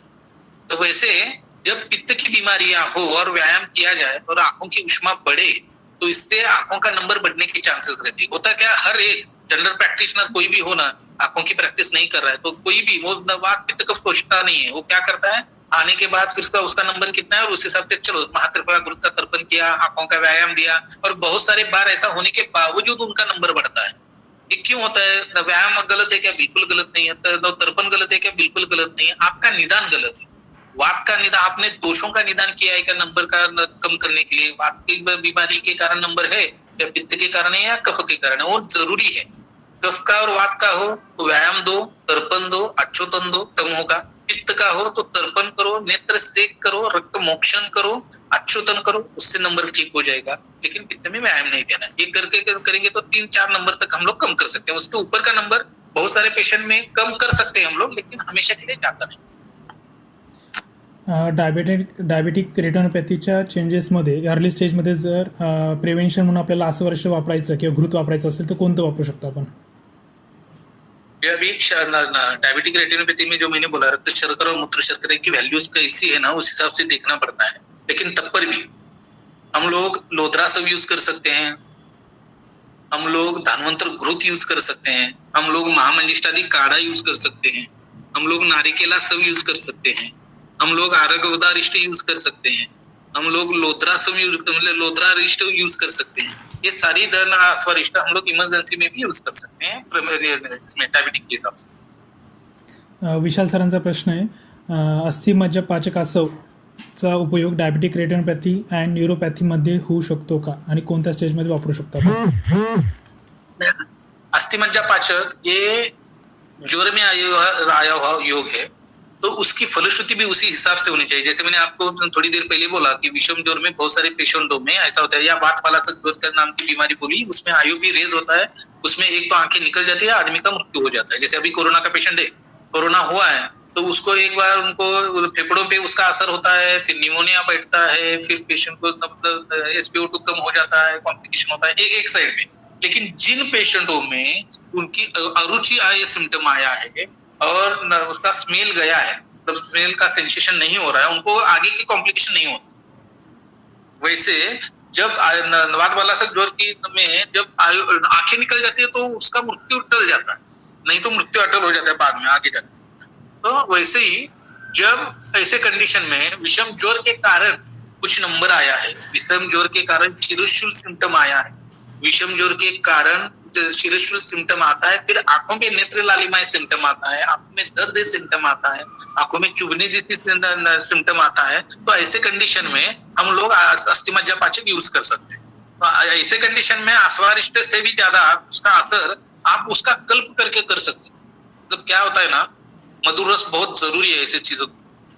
तो जैसे शतावरी कल्प हम लोग करते हैं, वैसे हर एक पाचक का कल्प करके भी अलग अलग रस पाचक जो है कल्प करके पांडु में यूज कर सकते हैं, रक्त पाचक हम लोग कुष्ठ में यूज कर सकते हैं, मांस पाचक कुष्ठ में यूज कर सकते हैं, या अस्थिमज्जा पाचक है ब्रेन के बीमारियों में विषम ज्वर के बाद जो बीमारियां ब्रेन रिलेटेड और उसका असर आंखों पे आता है, तो उसका कल्प करके यूज कर सकते हैं। इसका आश्वारिष्ट भी किया, मैंने कभी किया नहीं इसलिए मैं श्योर नहीं बोल रहा हूँ मैं आपको, लेकिन अस्थिमज्जा पाचक का आसोक करके भी या अरिष्ट करके यूज कर सकते हैं, ये पक्का है। लेकिन इसका कल्प करके मैंने देखा है और उसका असर अच्छा है। सर, जो पाचक बोले गए उनका आसव, उनकी गुटिका और उनका कल्प और उनका काढ़ा, ये चारों में कैसे हम डिफरेंशिएट ट्रीटमेंट में सोच सकते हैं? ऐसा है, हम लोग ये कल्पनाएं यूज करते हैं और रिजल्ट के साथ करते हैं। मतलब अभी आश्वारिष्ट या सोरस कल्पना है, सबसे अच्छा क्या काम करता है आंखों के लिए मैं आपको बताता हूँ। सबसे अच्छा रिजल्ट देने वाली सबसे अच्छी चीज सोरस है, लेकिन हम लोग प्रैक्टिकली यूज नहीं कर सकते, हर बार नहीं यूज कर सकते। अभी बम्बई का पेशेंट है, मैं फोन पे बात कर रहा हूँ, कंसल्ट कर रहा हूँ, उसको मैं बोल रहा हूँ कि जाओ पुनर्नवा का मतलब गीली पुनर्नवा लाके उसका सोरस निकाल के ले लो, प्रैक्टिकली पॉसिबल नहीं है। तो हम लोगों के प्रैक्टिस के ढांचे के हिसाब से करना चाहिए। रिजल्ट आने के लिए जो मैं बोल रहा हूँ, आश्वारिष्ट ये बेस्ट ऑप्शन है। रसकल्प, सुवर्णकल्प और आश्वारिष्ट रिजल्ट के लिए मतलब तुरंत रिजल्ट के लिए बहुत अच्छा असर करता है। लेकिन चूरन जो है, अभी कुछ लोगों को जैसे मैंने आपको अभी अस्थिमज्जा पाचक का कल्प बोला है, तो ब्रोहन करने के लिए, लेकिन कुछ बीमारियों में ऐसा होता है ना कि ब्रोहन कल्प भी समझ में नहीं आता, सामता भी है और ब्रोहन भी करना है, तो सामता कम करने के बाद ग्रोहन करने तक तब तक दौर्बल्य बहुत है। तो ऐसे कंडीशन में हम लोग क्या कर सकते हैं, तो ऐसे जो ज्वर के जो पाचक जो यूज किए ना, उसके कल्प तैयार करके हम लोग उसको यूज कर सकते हैं। तो हर एक जो कल्प जो है, मतलब चूर्ण है, गुटी बटी है, अपने अपनी जगह वो श्रेष्ठ है, लेकिन इमरजेंसी के लिए हम लोगों को स्वर्णकल्प, रसकल्प और आश्वारिष्ट का यूज करना ज्यादा अच्छा है। सर, मगाशी तुम्ही सांगितलं का आत्यायिकमध्ये आपण आश्वारिष्ट वापरू शकतो. समजा जर हायपरटेन्शनमुळे हेडेक असेल तर त्या ठिकाणी पथ्यती काढ्यासारखं अजून काही वेगळं वापरू शकतो का आपण आश्वारिष्ट? हायपरटेन्शनमुळे हेडेक, डोकं दुखणं. ओके हो. दुरालभासव म्हणून जे आले, दुरालभासव नाम का जो आसव है वो और पथ्यती काढ़ा ऐसे कंडीशन में यूज करेंगे तो उसका प्रेशर भी कम करने के लिए फायदा होता है, हेडेक भी कम होता है और उसके कॉम्प्लिकेशन भी हम लोग टाल सकते हैं। त्रिफला अरिष्ट का उपयोग अपने वातेज प्रमेय हेतु कहा है. वातेज प्रमेय के उपद्रव में रुद्रोग यानी साइलेंट EMI का उल्लेख है. किस आश्वारिष्ट का इस प्रकार में अत्यधिक अवस्था के में किया जा सकता है, यानी साइलेंट EMI में कौन सा आप इस्तेमाल कर सकते हैं सर? मैं अभी क्या इसका मैंने EMI में मैंने किसी आश्वारिष्ट का इमरजेंसी में प्रयोग नहीं किया, तो प्रयोग नहीं किया है तो मैं मतलब क्या मैं फलश्रुति देख के मैं आपको युक्ति से बोल सकूंगा कि ये कर सकते हैं, लेकिन ये बोलने का मतलब नहीं, क्योंकि इमरजेंसी कंडीशन है, मैंने यूज नहीं किया तो मैं बोल नहीं पाऊंगा कि कौन सा असर EMI के लिए इमरजेंसी कंडीशन में यूज आता है। हाँ, रसकल्प बहुत अच्छी यूज आती है, लेप बहुत अच्छे यूज आते हैं। मतलब सिंपल चीज बोल देता हूँ आपको, लहसुन कल्प है, लहसुन आपने ये किया, मतलब उसका कल्क किया, और यमा है तो उसका इमरजेंसी हार्ट पे लेप किया, तो तुरंत उसके जो चेस्ट पेन है कम होना, इमरजेंसी कम हो जाते हैं। तो ये असर अच्छा आता है। इसका मतलब आस्वारिष्ट ना आएगा ऐसा नहीं, मतलब आता भी होगा, मैंने यूज नहीं। सर, कृमी क्लेत अशा व्रणांमध्ये विडंगारिष्टाचा धावण्यासाठी वापर करता येईल का, किंवा असे दुसरं कोणतं आस्वारिष्ट आहे का जे व्रणासाठी किंवा एक्सटर्नल यूजसाठी आपण वापरू शकतो का? धावन ऐसे कंडीशन में आस्वारिष्ट यूज करना मुझे ठीक नहीं लगता, क्योंकि कषाय से जो काम बनता है ये सूक्ष्म व्यवहारिक विकासी गुण है ना, तो उसका यूज यहाँ होगा क्या? धावन का कंसेप्ट आप समझ लो, एक बेसिक कंसेप्ट, धावन जो है वो शुद्धि, वो वर्ण की शुद्धि के लिए बोला गया है ना। जब आस्वारिष्ट का काम क्या है? जाएगा, पचेगा, हजम होगा, खून पे एक्ट करेगा, फिर उसका आगे काम होगा। उसका रोल यहाँ धावन के लिए नहीं आएगा कुछ। आपको कोई भी चीज कहीं आपने सुना है क्या? कहीं भी धावन के लिए आपको ये चीजें कहीं भी उल्लेखित नहीं है। आपको धावन के लिए जो भी कुछ आया है ना, तो कषाय स्वरूप में ही आया है। तो अभी त्रिफलाकाप का धावन है, निम्ब पत्रपात का धावन है, करंज पत्र या निम्ब पत्रपात का धावन है। आप ये मतलब न्योग्रोदादि कषाय से आप धावन कर रहे हो, यलादि गण के पात से धावन कर रहे हो तो चलता है, लेकिन किसी भी व्रण के लिए या एक्सटर्नल यूज के लिए आस्वारिष्ट मतलब यूज करना मुझे ठीक नहीं लगता। तो आपको कषाय यूज करना ज्यादा बेहतर। हाँ सर, फंगल इन्फेक्शन के हिसाब से हम कुछ ऐसा कंडुगना गन लेके उसका धावन बना सकते हैं क्या? जैसे कुछ अल्कोहल इस्तेमाल किए जाते हैं एलोपैथी में, वैसे हम कुछ सोच सकते हैं क्या? एलोपैथी में जैसे कुछ अल्कोहल फंगल इन्फेक्शन के लिए इस्तेमाल किए जाते हैं, तो वैसे हम ऐसे संधान बना के कंडुगना गन के, तो उसका इस्तेमाल कर सकते हैं कि हम फंगल इन्फेक्शन में? नहीं कर सकते हैं, लेकिन क्यों करना है? हम लोगों के कंसेप्ट क्लियर है ना। उन लोगों के लिए वो आज ना अल्कोहल यूज करते हैं या एक्सटर्नल लोशन में उनका यूज करते हैं, लेकिन हम लोगों के हिसाब से अलग अलग घृत के हिसाब से जात्यादि तेल है, जात्यादि घृत है, एग्जाम्पल दे रहा हूँ, व्रण के लिए यूज कर रहे हैं, तो एलोपैथिक कंसेप्ट के हिसाब से क्लीन करने की जरूरत नहीं है। आप कर सकते हो कि नहीं कर सकते, लेकिन हम लोगों के अभी महावज्रक तेल है, वज्रक तेल है या नाड़ीवरण तेल है, अलग अलग तेल बहुत सारे हैं कॉम्बिनेशन है, जो आपके कंडुग्न या व्रण शोधन, व्रण रोपण या इस पुष्ट के हिसाब से एक्सटर्नल एप्लीकेशन के लिए यूज करते हैं ना, और उसके बहुत सुंदर रिजल्ट है ना। आपको खाली धावन करना है तो कषाय का यूज करो, और तेल का मतलब आपको करना है तो आप कंडुग्न गन लिया, आपने अल्कोहल इथाइल अल्कोहल में यूज किया और फिर एक्सटर्नल एप्लीकेशन के लिए यूज कर रहे हैं तो कर सकते हो, लेकिन उससे भी अच्छा असर आपको तेल और घृत से ही है। सर, लास्ट वाला क्वेश्चन है, कुछ संधान होने के बाद जो हमारा सूरा बीज होता है, यानी हम जो छान के बाद में शेष रह जाता है उसको हम सुखा के रखते हैं, सूरा बीज जिसे बोलते हैं हम, तो उसको कुछ ग्रंथ में उसके रेफरेंस आए लगाने के लिए या तेल में आए, तो ऐसा कुछ इस्तेमाल आपने करके देखा है या कहाँ पे हम कर सकते हैं? इसका इस्तेमाल क्या कर सकते हैं उसका जो शेष रहता है उसका छानने के बाद? आत्मारिष्ट के जैसे अभी सांडो कंपनी है, बहुत सारी कंपनियां ऐसे ही करती है। आपने कभी देखा होगा कि मतलब किसी सांडो कंपनी का एग्जांपल ले लो आप, कि उनके पास नहीं होगा आस्वारिष्ट और 15 दिन में, 1 महीने में ना एकदम 100-200 लीटर की बैच निकल जाती है। 15 दिन महीने में कैसे निकलती है ना। ये जो सूरजबीजी हम वो आगे के कंडीशन में यूज करते हैं, लेकिन उसका शरीर पे या किसी व्याधि में मैंने कभी यूज नहीं किया या उसके बारे में वैसा कभी सोचा नहीं। ओके सर, एक शेवटचा प्रश्न होता, विचारू का? कोण आहे? हा विचार. ओम बोलतो. हा बोल. हा सर, सध्या जे म्हणजे विषयाला अनुसरून नाहीये पण डोळ्यांबद्दल आहे मी विचारतो. आता जे आंध्र प्रदेशातून न्यूज येते की डोळ्यात औषध टाकून ऑक्सिजन वाढवलं जातं, तर असे काही रेफरन्सेस आपल्या वाचनात आलेले आहेत का? किंवा डोळ्यांच्या आजारांव्यतिरिक्त डोळ्यातून औषध देण्याचे काही असे रेफरन्सेस त्याबद्दल जरा देतात? फॉर एक्झाम्पल म्हणजे आता मराठी बोलू का हिंदी सांगायला कळेल का? आहे का अजून एक्झिट झालेत लोक? पण आहे सर, काही हिंदी लोक आहेत ना. ओके, कैसा है ग्रंथकारों में आंखों में लेप कहाँ का या आंखों में ड्रॉप कहाँ यूज है या अच्युतन कहाँ यूज है? तो नेत्र विकारों में यूज है, लेकिन कुछ सार्वजनिक विकारों में भी अच्युतनों का उपयोग किया जाता है। फॉर एग्जाम्पल कामला में आंखों में ड्रॉप डाले जाते हैं और कामला कम होती है कि नहीं? ये अंधश्रद्धा नहीं है, सही में होती है।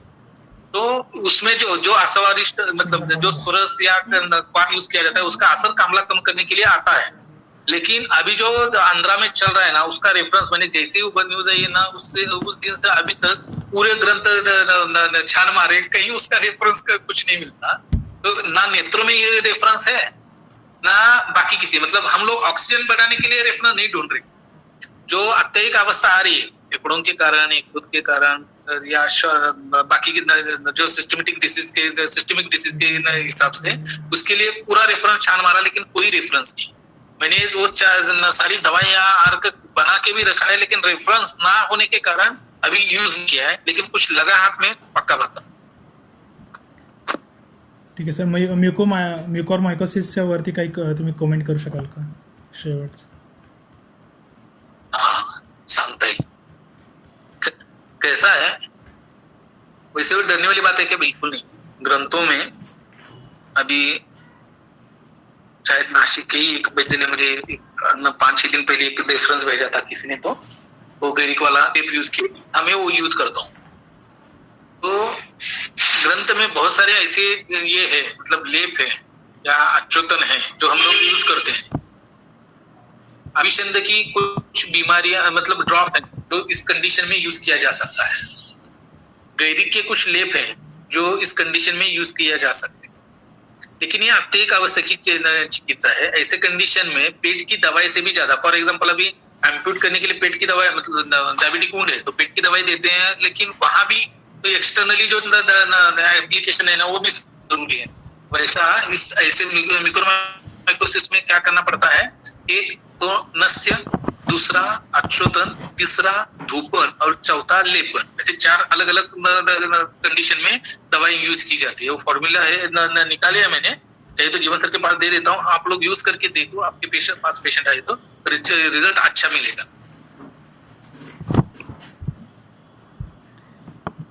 ओके सर, आपने आज का आपका बहुत अमूल्य टाइम हमें दिया, हम आपके ऋणी हैं। मैं आपको थैंक यू नहीं बोलूँगा क्योंकि हमारा अधिकार है आपसे कुछ बातें लेने के लिए, तो आपने इतना टाइम दिया इसलिए मैं सबकी तरफ से आपको धन्यवाद करता हूँ। ठीक आहे, चला मी आता बाहेर पडू। हो सर, झालं. काही क्वेश्चन असेल तर मी तुम्हाला टाकतो नंतर. चला, हो नक्की नक्की।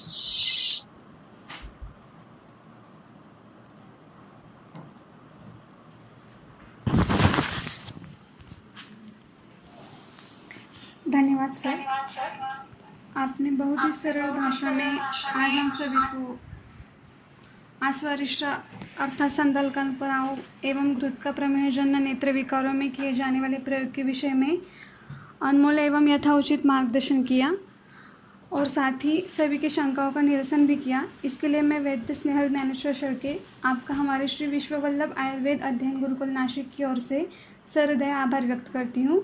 मनपूर्वक धन्यवाद सर।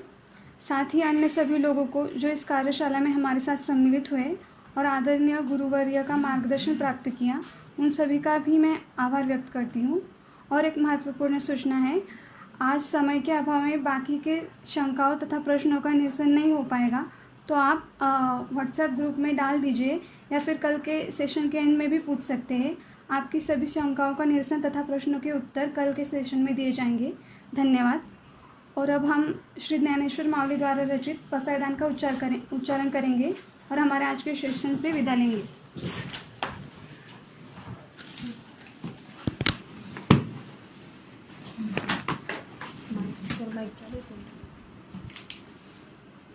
आता विश्वात्मके देवे येने वाक्येने तोषावे तोषोनी मजगावे पसायदाने जे खांची व्यंकटी सांडो त्या सत्कर्मी रती वाढो भूता परस्परे पडो मैत्र शिवांचे द्वैतांचे तिमिर जाहो विश्व स्वधर्म सूर्य पाहो जो जे वांछित तो ते गाहो प्राणी जात वर्षद सकळ मंगळी ईश्वर निष्ठांची मांध्याळी अनवर्त भूमंडळी भेटतो भूता चला कल्पतरूंचे आरव चेतना चिंतामणीचे गाव बोलते जे अनव पियुषांचे चंद्रमेचे लांछन मार्तंडचे तापणीन ते सर्वांनी सदा सज्जन सोयरे ऋतू किंबहुना सर्वसुखी पूर्ण होईनी तिनी लोकी वजिजवादी पुरखी अखंडित आणि ग्रंथोपजीविये विशेषी लोकीये दृष्टा दृष्ट विजय होवायची एक म्हणे श्री विश्वेश्वराहू हा होय ज्ञान बसाहू येणे वरे ज्ञानदेव सुखिया झाला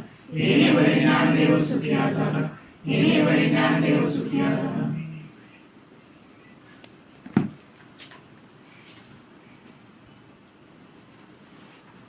चला बाय, उद्या भेटूया आपण सगळे. आज खूपच फुराक मिळाला डोक्याला. तुम्ही उद्या सगळे भेटूयात. उद्या आपला लास्ट डे असेल तर सगळ्यांना मी ग्रुपवर होमवर्क टाकणार आहे. एक वेगळा होमवर्क असणार आहे तो, आणि मग त्याच्यावर आपण उद्या डिस्कस करू त्याबद्दल. आता बरेच जण टाईम झाल्यामुळे निघून गेले, तरी मी ग्रुपवर तो होमवर्क